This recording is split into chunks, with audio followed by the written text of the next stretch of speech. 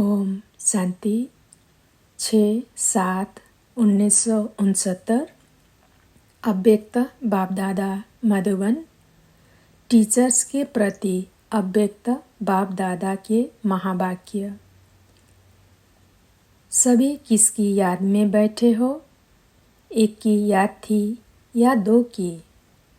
जो एक की याद में थे वह हाथ उठाए और जो दो की याद में थे वह भी हाथ उठाए। अब वह दो कौन? अव्यक्त वतनवासी व व्यक्त वतनवासी। आप सब टीचर्स हैं ना? आपके पास कोई जिज्ञासु आवे तो उनको कौन सा ठिकाना देंगे? सबको टीचिंग क्या देंगे? आप टीचर्स हो ना? टीचर्स अपने टीचर का शो निकालते हैं। जिज्ञासु को जिस रीति परवरिश करेंगे और ठिकाना देंगे वह टीचर का शो निकालता है। अगर आप जिज्ञासु को आने से ही अव्यक्त वतन का ठिकाना देंगे जो रास्ता कब देखा ही नहीं तो पहुँचेगा कैसे? पहले एड्रेस कौन सी दी जाती है? आप संग्रहालय में क्या समझाते हो? जिज्ञासु को क्या परिचय देते हो? उनको कौन सा रास्ता कौन सा ठिकाना देते हो? बीज किसने बोया? बीज तो बीज ही है। वह बीज भल सड़ भी जाए तो भी समय पर कुछ न कुछ टालियाँ आदि निकलती रहती है। बरसात पड़ती है तो निकल आता है। आप बीज को भूल जाएंगे तो फिर रास्ता कैसे बताएंगे? बीज कौन सा है?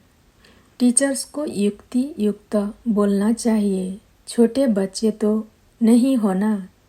छोटे बच्चों को पहले से सीख लाया जाता है।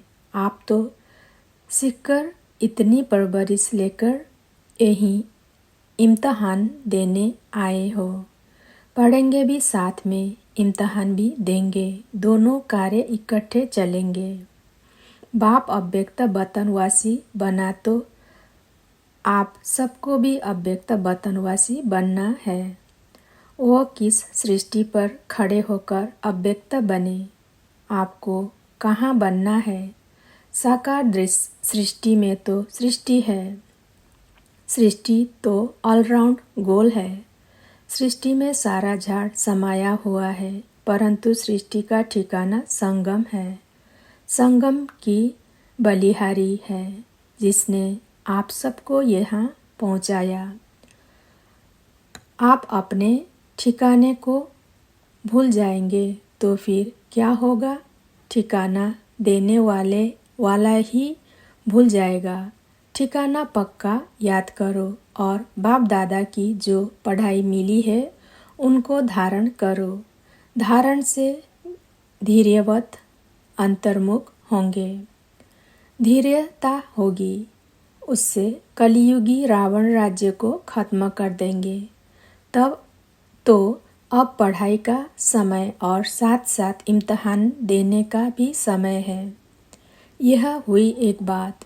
दूसरी बात जरा ध्यान में रखो, इतना समय जो बाप दादा की गोद में पले और उसमें जो भी कुछ कर्तव्य किया, ऐसा भी है कोई ने लज्जा के मारे बाप दादा से छिपाया है।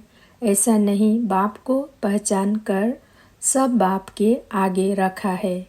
नहीं, जो समझते हैं ऐसी भी भूल हुई है। जैसे कोई अपनी दिल से भूल नहीं करते हैं, परंतु अलबेलाई से हो जाती है।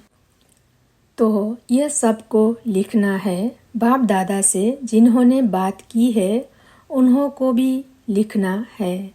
सारी जन्म पत्री। यह अंत का समय है ना? 84 का हिसाब किताब यहाँ ही चुकता होता है।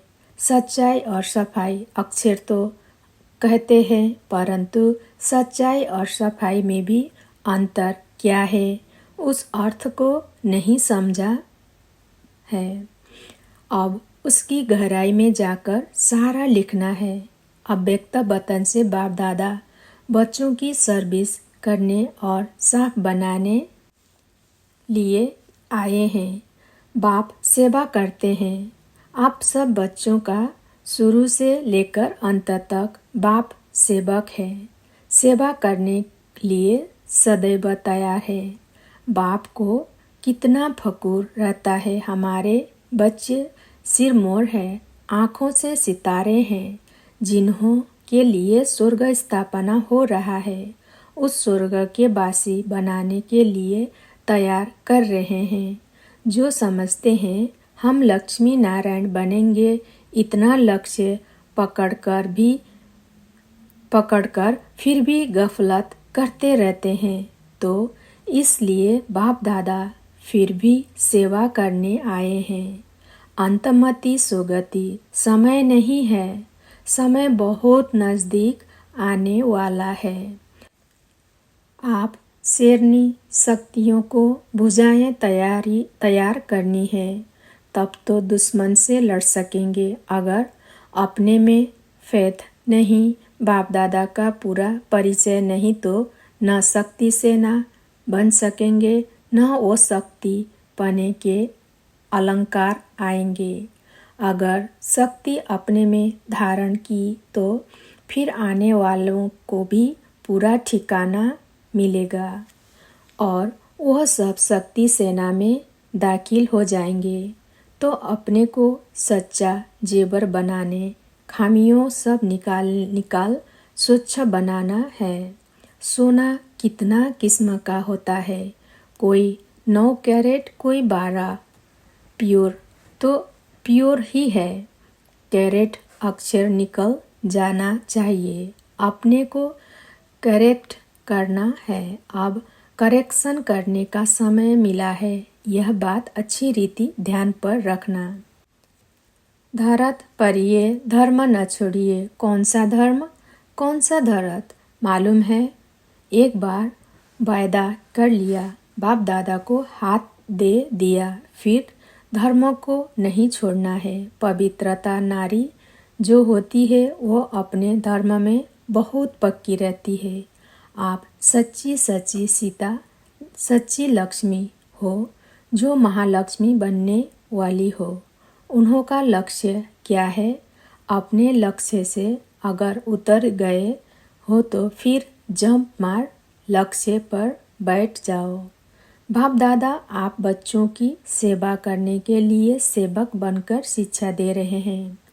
फरमान नहीं करते हैं परंतु शिक्षा देते हैं, क्योंकि बाप टीचर भी हैं, सद्गुरु भी हैं। अगर बच्चों को फरमान करे और न माने तो वह भी अच्छा नहीं, इसलिए शिक्षा देते हैं।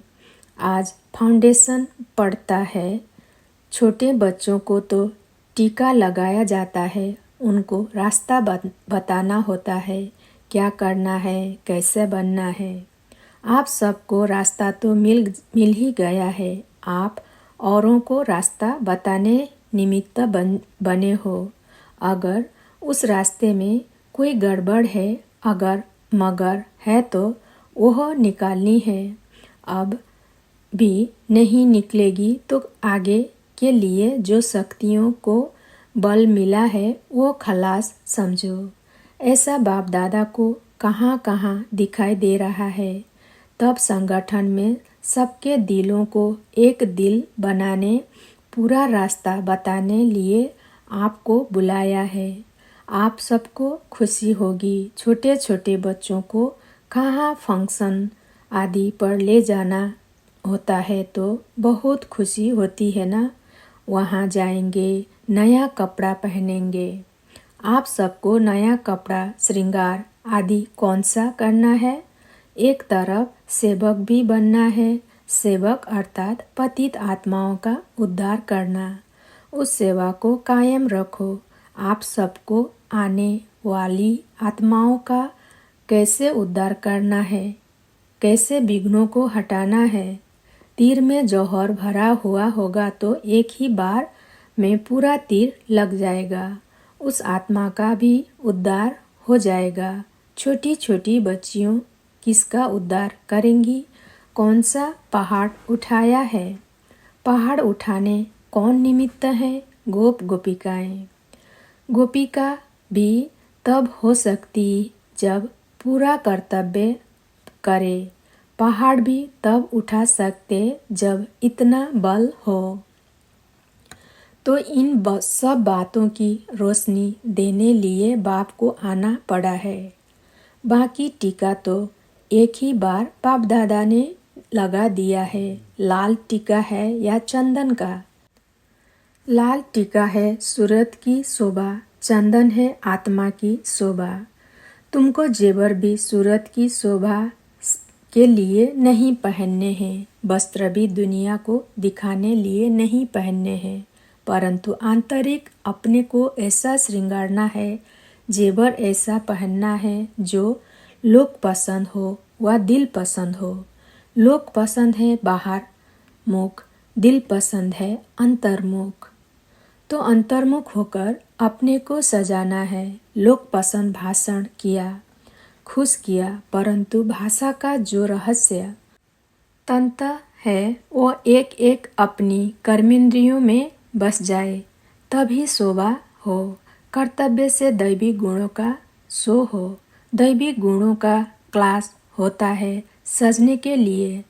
ऐसे ही सज सज कर संगम से पार होना है। फिर अपने घर जाना है। फिर घर से कहाँ जाना है?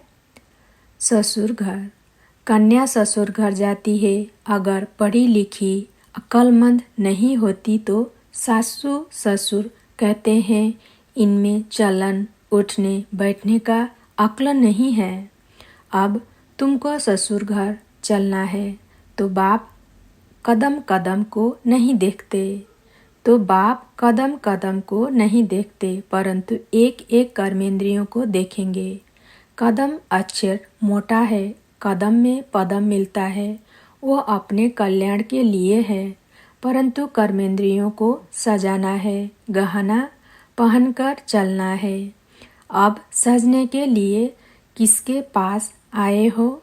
बाप दादा के घर, सो अपने घर आए। सजाने वाले कौन हैं? जब सगाई होती है तो गहना बनाने वाला एक होता है, पहनाने वाला दूसरा होता है। तो अब सजकर चलना है। समझो सयानी टीचर तो हो ही। 15 दिन की रिजल्ट मानो अंत की रिजल्ट है। इतना पुरुषार्थ कर प्रवीण टीचर सबको बनाना है। फिर जब अपना सेंटर जाकर संभालेंगे तो आने वाले को दृष्टि से सतयुगी सृष्टि दिखा सकेंगे। वह तब होगा जब गहने अच्छी रीति पहनेंगे। अगर लापरवाही से कोई गहना गिर गया तो नुकसान भी होगा और सजावट की शोभा भी चली जाएगी। इसलिए न शोभा को हटाना है न गहनों को उतारना है। बड़ी बात नहीं है, छोटी समझेंगे तो सहज समझ आएगी। अगर कहेंगे बहुत बड़ा ऊंचा ज्ञान है तो कोई नहीं आएगा। कहेंगे 7 दिन में जीवन मुक्ति की प्राप्ति होती है तो लॉटरी लेने सब आएंगे। लॉटरी सब डाल देते हैं। फिर लॉटरी में किसको कुछ मिल जाता है तो नसीब मानते हैं। चांद से देखें नसीब किसका लगता है। किसको बड़ी लॉटरी मिलती है, किसको छोटी। पेपर लास्ट में होगा। 3 नंबर निकालेंगे। जितना जो पुरुषार्थ करेंगे उतना नंबर मिलेगा। नसीब को बनाना खुद के हाथ में है। तो अब लॉटरी की इंतजार में नहीं रहना, इंतजाम करते रहना। तो कैसे योग से एम पूरा होगा, परंतु निरसंकल्प जो होता है उनको ही सच्चा योगी कहा जाता है। उनमें जो लक्ष्य है वह धारण करना है। अच्छा, बहुत कुछ खजाना मिला, अब उसको अपने पास जमा करो और गौ मिसल उगारना है। आप सब गाय भी हो, गोपियाँ भी हो। पहाड़ को कैसे उठाना है, गौ बन कैसे उगारना है, यह कर्तव्य इस भट्टी में करना है। बहु रूप धारण कर बहु कर्तव्य बजाना है। भट्टी के अंदर सब अनुभव करना है। जितना पुरुषार्थ करेंगे उतनी रिजल्ट निकलेगी। संपूर्ण अवस्था को प्राप्त करने का लक्ष्य क्या है, साधन क्या है, उसको जानना है। साधन मिल जाएंगे तो लक्ष्य को पकड़ लेंगे। रत्नों की भी परख चाहिए ना। पूरी वैल्यू रखनी है। जेवर की वैल्यू जवाहरी ही परख सकेगा। जिनको परख नहीं उनके पास वैल्यू नहीं रहेगी। आप सबकी परख तब होगी जब जेवर पर पालिश हो, चमक हो, तब वैल्यू भी होगी और पहचानने वाले पहचान लेंगे। चमत्कार नहीं होगा तो खरीद कौन करेंगे? समझेंगे पता नहीं सच्चा है व झूठा जेवर है। पैसा भी देवे, जेवर भी काम का न हो, इससे क्या फ़ायदा? तो आप सबकी पूरी सजावट हो जाएगी तो खरीदारी भी निकलेंगे और आप वतनवासी बनते जाएंगे। अच्छा, ओम शांति।